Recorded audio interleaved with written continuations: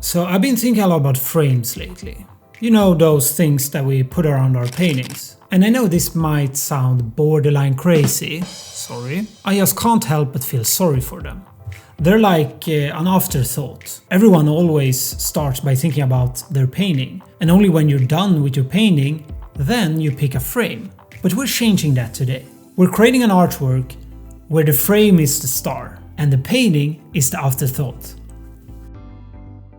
So true to my word, I started out by thinking about the frame and how I wanted to design that. I had sketched out a few ideas where this flower grows out of the frame, blending the frame and artwork into one piece. But then I started to develop this idea of trying to bridge the two dimensions instead. I wanted a 2D painting to interact with the 3-dimensional frame.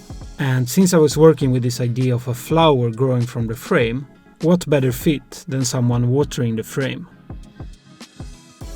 I started out with the intention of making the flower grandiose. I looked at impressive inspirations, sketched out majestic flowers, and even started to 3D model this Calla Lily inspired flower. But it didn't feel right. Sure, this flower could turn into something beautiful, and maybe I'll keep it for another project. But it just didn't really fit the feeling that I wanted to convey with this piece. I wrote down some words that I felt during the process. Brittle, weak, hope, small, simple. A grandiose spectacle didn't fit these feelings. I wanted a seedling that's being carefully nurtured by this girl with the watering can. A small seedling that, against all odds, breaks through and survives, kinda like a dandelion. I wanted a plant that looked brittle and fragile, but in reality was quite strong. So I modeled that instead. A delicate and thin stem with 2 newly born leaves side by side. I also experimented with different patterns and forms, which I usually do, but I tend to settle with what I had in mind from the beginning. This case was no exception, and in the end I had my seedling done and it was time to turn my attention to the rest of the frame. So I wanted this effect of cracked concrete, which the seedling burst through, almost like an explosion. But somewhere around this point I was having doubts. My plan was to 3D print this flower and frame, but it's so hard to make it work. First of all, there is a size limitation to the 3D printer that I'm using. It's roughly 12 by 22 by 25, and for wall art, that's not really big. So to increase the size to at least fit an A4 painting, my plan was to print the frame in 2 pieces. Except that I've already tried this and it didn't go so well. This is a different artwork that I've been working on, where the frame is 3D printed. But there is so much warping and shifting on these thick frames. And even when I do get it to work, it is still warped enough that it doesn't fit together very well. There's also the risk of the glue losing the battle against gravity after a while. So even though I really started to like the look of this frame, I went ahead and tried my plan B first. My plan B was just to buy a frame out of wood and then print the seedling and attach it. With this plan I was free of size limitations and stability issues. But I might have to compromise on the cracked concrete aesthetic. But for now, let's print. The seedling is already done, so I threw it into my slicer and quickly slapped on some supports, which I will regret soon enough. Now it's time for a 10-hour print while I sleep. Good luck, little printer. The print was successful.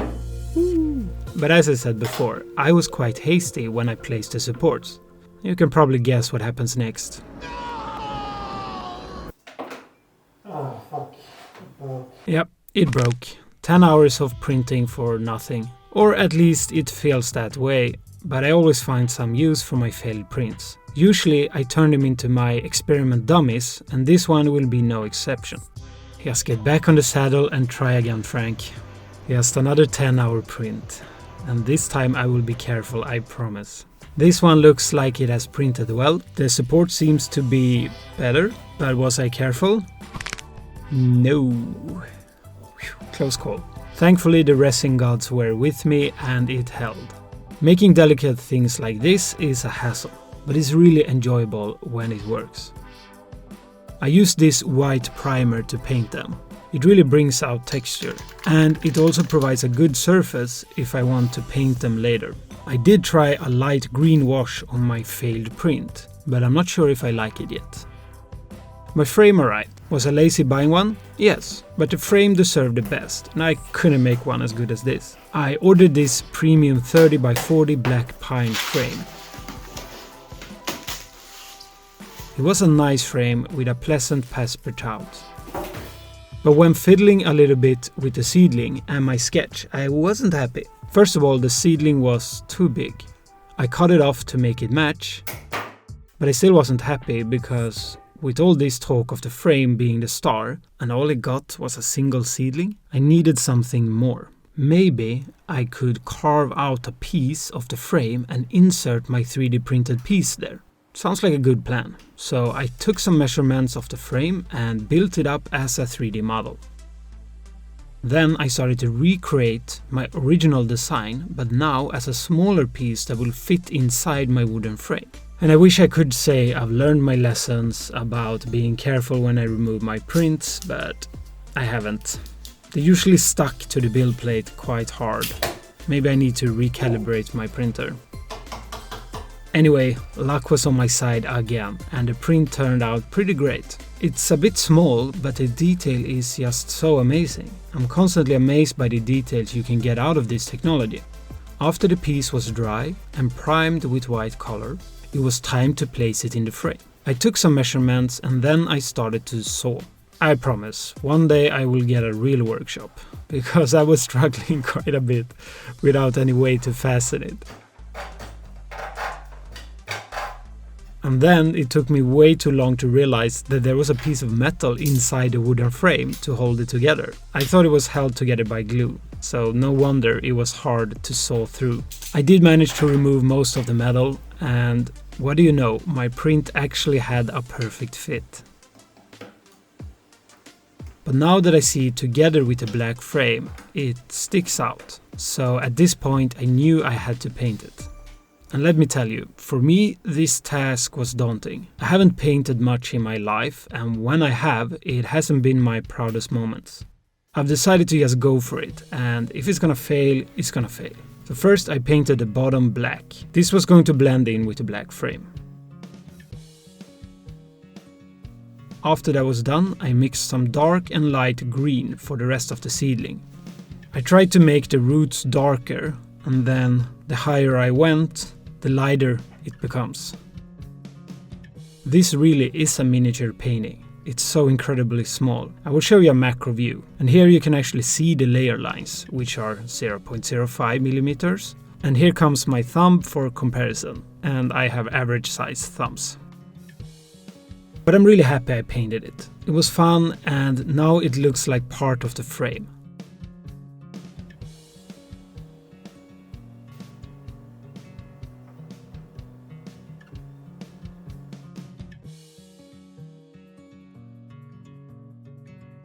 So with the frame finally done, it was time to finish my drawing. We haven't talked about the drawing at all, but that's a conscious decision, because as I said, this project was all about making an interactive frame that steals the show. But I still had to draw something, you know? I started by drawing with a white pen on this black piece of paper. After drawing, I thought it was too dark, so I put it in Photoshop to utilize my strength, the digital space. I still wanted this hand-drawn look, but in Photoshop I could brighten it up, I could remove some imperfections and add some shading that looked really good. Finally, I could also print it on some really fine paper as well. I printed it at home on this thick Hahnemühle paper, and here's how it turned out in the end.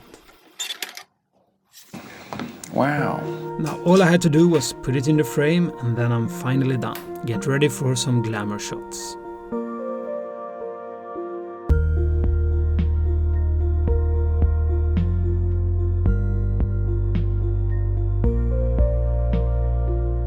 If you've stayed until now, thank you. It must mean my story was somewhat interesting, and that makes me happy. Overall, the artwork did not end up as I imagined it, but I'm so happy that I finished it, because it's just something so satisfying with completing a project. If you want to see more pictures of this artwork, consider checking out my website frankadrian.art. And thank you again. See ya.